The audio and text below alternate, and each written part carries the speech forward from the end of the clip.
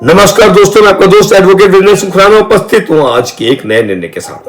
आज हम लोग चर्चा करेंगे बार एसोसिएशन के इलेक्शन और बार काउंसिल के चुनाव, यानी कि हम यह भी कह सकते हैं कि बार काउंसिल के इलेक्शन और बार एसोसिएशन के इलेक्शन के संबंध में, क्योंकि बार काउंसिल के चुनाव की अधिसूचना जारी होने के बाद बार काउंसिल द्वारा उत्तर प्रदेश में भी और उत्तराखंड में भी एक अधिसूचना जारी की गई, एक निर्णय जारी किया गया कि चूंकि बार काउंसिल के चुनाव हो रहे हैं तब तक सभी बार एसोसिएशंस अपने यहां चुनाव नहीं कराएं। क्या कहा इलाहाबाद हाईकोर्ट ने इसने विवाद पर, जब यह इलाहाबाद हाईकोर्ट की पीठ के सम्मुख पहुंचा, उस पर भी आज हम लोग चर्चा करेंगे। इस वीडियो में हम इलाहाबाद हाईकोर्ट के महत्वपूर्ण निर्णय को आसान भाषा में समझने का प्रयास करेंगे। यह फैसला बार काउंसिल ऑफ इंडिया द्वारा लगाए गए बार एसोसिएशन के चुनाव पर अस्थायी प्रतिबंध से जुड़ा है। हालांकि बार काउंसिल ऑफ इंडिया ने तो चुनाव की अधिसूचना जारी करी और फिर लोकल बार काउंसिल जितनी थी उन्होंने एक आदेश जारी किया कि जब तक बार काउंसिल के चुनाव चल रहे हैं तब तक बार एसोसिएशन इलेक्शंस रोक दिए जाए। तो क्या बार काउंसिल को बार एसोसिएशन को के इलेक्शंस को रोकने का अधिकार है, नहीं है? और क्या बार एसोसिएशन के चुनाव अपने बायलॉज के आधार पर होने चाहिए या बार काउंसिल के द्वारा निर्धारित पत्र के प्रतिबंध के अनुसार होने चाहिए? इसी को आज की हम इस वीडियो में समझने का प्रयास करेंगे।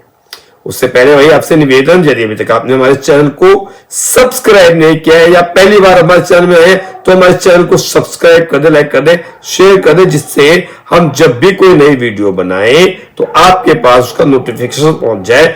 इसलिए नोटिफिकेशन बेल को भी आप ऑन कर दें। नमस्कार दोस्तों, मैं आपका दोस्त एडवोकेट वीरेंद्र सिंह खुराना उपस्थित हूं आज इलाहाबाद हाईकोर्ट के बेहद महत्वपूर्ण निर्णय के साथ। यूपी की सभी बार एसोसिएशन को सीधे प्रभावित किया इस निर्णय से, और चूंकि हम जो उत्तराखंड में रहते हैं वह भी इलाहाबाद हाईकोर्ट के निर्णय को अधिकांश मानते आए हैं, हमारे पर भी लागू होते हैं जहां जहां कानून है। और वैसे भी एक हाईकोर्ट ने, एक सम्मानित हाईकोर्ट ने जब निर्णय दिया है तो हर जगह लागू होना ही चाहिए। यह मामला है Mohammad Arif Siddiqui versus state of UP का। इस मामले में कोर्ट ने bar council of India bar association चुनाव को रोक सकती है, नहीं रोक सकती है, इस संबंध में एक महत्वपूर्ण निर्णय दिया है। क्यों, कैसे, किस कानून के आधार पर, इन सबका विस्तार से विश्लेषण किया है। चलिए इस वीडियो को आप अंत तक देखें, जिससे हम लोग जो चर्चा कर रहे हैं ये आपके बिल्कुल एक साधारण सरल हिंदी भाषा में जो हमारी चर्चा है वह आपको आसानी से समझ आए। स्किप ना करें इस वीडियो को, एक महत्वपूर्ण विषय और बहुत कम समय के हम वीडियो बना रहे हैं, कोई ज्यादा समय की वीडियो भी नहीं बनाते हैं हम लोग। याचिकाकर्ता मोहम्मद आरिफ सिद्दीकी एक एडवोकेट है और बनारस बार एसोसिएशन के आगामी चुनाव में प्रेसिडेंट पद के संभावित उम्मीदवार थे। यानी कि मोहम्मद आरिफ सिद्दीकी जो एक एडवोकेट है और बनारस बार एसोसिएशन के आगामी चुनाव में प्रेसिडेंट पद के उम्मीदवार थे संभावित। लेकिन बार काउंसिल ऑफ इंडिया ने एक आदेश जारी किया कि 15 नवंबर 2025 से फरवरी 2026 तक किसी भी बार एसोसिएशन में चुनाव नहीं होंगे। कारण बताया गया यूपी बार काउंसिल के चुनाव ताकि बिना टकराव के हों। इस आदेश के चलते सभी जिलों के बार एसोसिएशन के चुनाव पर रोक लग गई। इसके खिलाफ एक याचिका high Court of Allahabad high court में दाखिल की गई। याचिकाकर्ता की जो दलील थी, याचिकाकर्ता ने कहा कि बीसीआई को यह अधिकार नहीं है कि वह बार एसोसिएशन इलेक्शन रोक दे। यह चुनाव एसोसिएशन के अपने बायलॉज से चलते हैं। यह रोक उम्मीदवारों के अधिकारों का हनन है, क्योंकि मैं प्रेसिडेंट का इलेक्शन लड़ना चाहता हूं, संभावित उम्मीदवार हूं बनारस बार एसोसिएशन का अध्यक्ष पद के, और आपने मेरे चुनाव को रोक दिया, जबकि बार एसोसिएशन के इलेक्शन को बीसीआई नहीं रोक सकती। यह चुनाव एसोसिएशन के अपने बायलॉज के आधार पर होने चाहिए। यह रोक उम्मीदवारों के अधिकारों का हनन है। अब जवाब में बार काउंसिल ऑफ इंडिया का क्या तर्क था? बीसीआई ने कहा कि उन्हें अधिकार मिलता है सेक्शन 7 के क्लॉज जी के एडवोकेट्स एक्ट का, सेक्शन 48 का क्लॉज बी भी एडवोकेट्स एक्ट का 48 बी है एडवोकेट एक्ट का, जिसमें बीसीआई को स्टेट बार काउंसिल पर जनरल सुपरविजन का अधिकार दिया गया। यानी वे निर्देश दे सकते हैं और स्टेट बार काउंसिल को मानना पड़ता है।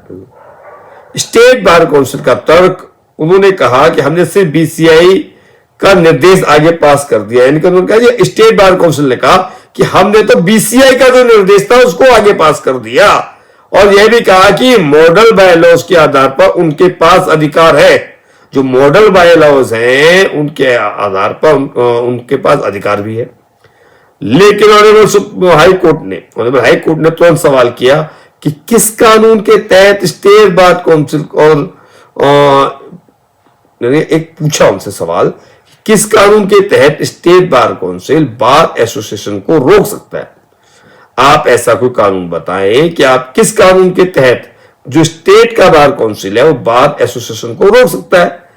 बार एसोसिएशन तो स्वतंत्र बॉडीज हैं जिनके पास अपने बायलॉज हैं। सुप्रीम कोर्ट प्रोसीडिंग्स का संदर्भ जिसमें लिया गया, स्टेट बार काउंसिल ने कहा कि ऐसे मामलों से जुड़ा जो विषय है सुप्रीम कोर्ट में भी लंबित है।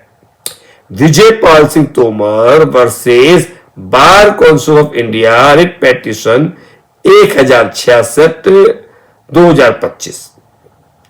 लेकिन सुप्रीम कोर्ट ने 5/12/2025 के आदेश में यह मामला डिस्पोज कर दिया और कहा कि यह विवाद स्टेट बार काउंसिल इलेक्शन से जुड़ा है, ना कि बार एसोसिएशन इलेक्शन से।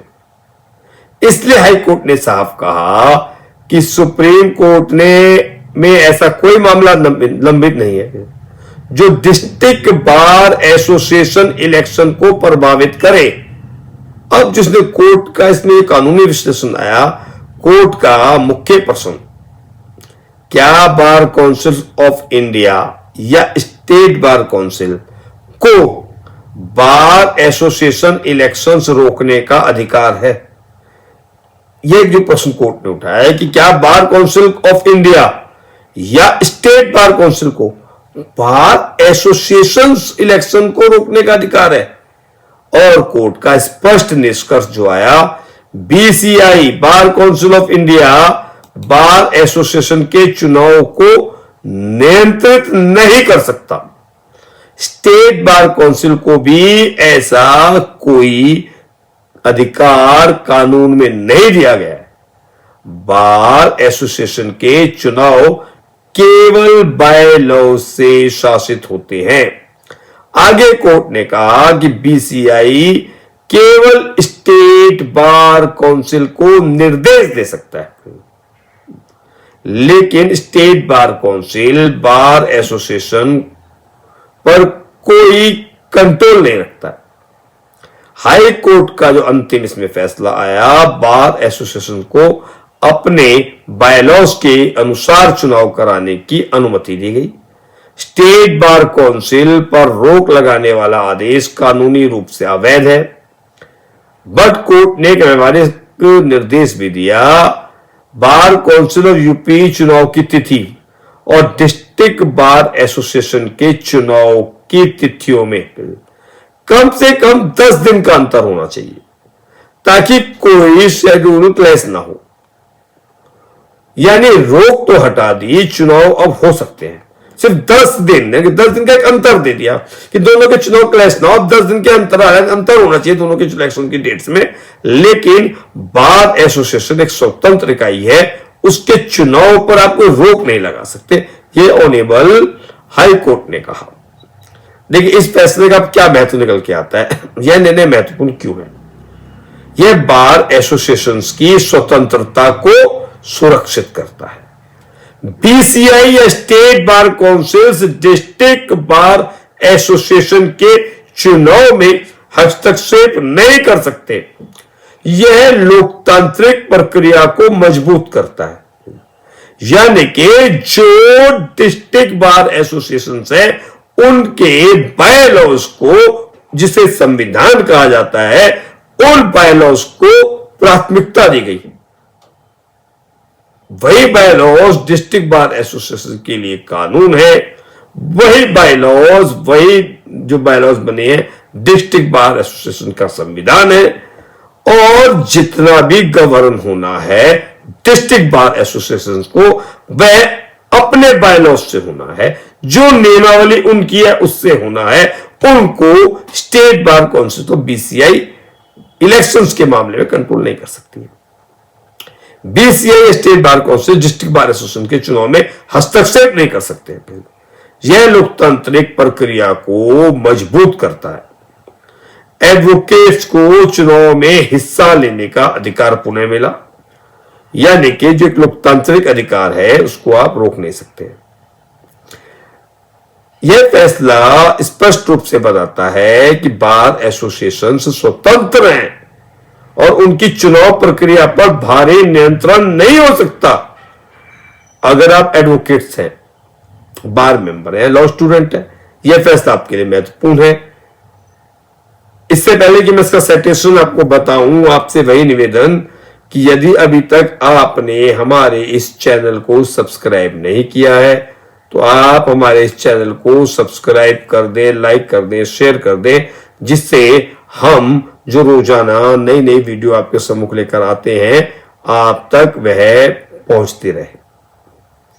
चलिए चलते चलते जो अंत में हम हर बार आपसे निवेदन करते हैं कि आप को साइटेशन बताते हैं और यही निवेदन करते हैं कि अगर हो सके तो आपको निर्णय अच्छा लग रहा हो साइटेशन का स्क्रीनशॉट भी आप ले सकते हैं। और अगर आप नोटिफिकेशन बेल ऑन कर दें, चैनल सब्सक्राइब आपका किया हो, तो कभी भी आप इस वीडियो को निकाल के भी देख सकते हैं। तो स्क्रीनशॉट लेने से भी, नोट करने से भी आसानी रहती है। तो देखिए आपके स्क्रीन पर हम लोगों ने वह निर्णय जो है आ गया है कि जिस निर्णय के आधार पर हम ये आज की वीडियो हमारी बनाई थी। देखिए आपकी प्रयास यही कर रहे हैं कि आपकी स्क्रीन में हम उस निर्णय को लेकर आ जाएं।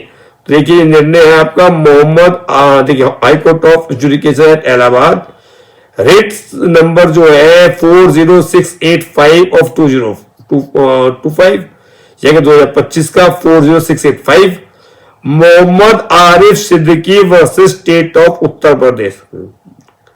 और जो जस्टिस है honourable Atul Sridharan and justice honourable justice Anish Kumar Gupta ji, honourable justice Atul Sridharan ji, honourable justice Anish Kumar Gupta ji. और अब जो इसकी डेट को भी देख लेते हैं कि जो इसकी डेट है, देखिए डेट देखना भी तो बड़ा जरूरी है कि किस डेट में जजमेंट आया। तो जो इसकी जजमेंट की डेट आ रही है 8 दिसंबर 2025। तो 8 दिसंबर 2025 का यह निर्णय है। आज हमने इस निर्णय की चर्चा की। कल फिर किसी नए निर्णय के साथ आपके सम्मुख हाजिर होंगे। तब तक के लिए सभी को नमस्कार, नमस्कार, नमस्कार।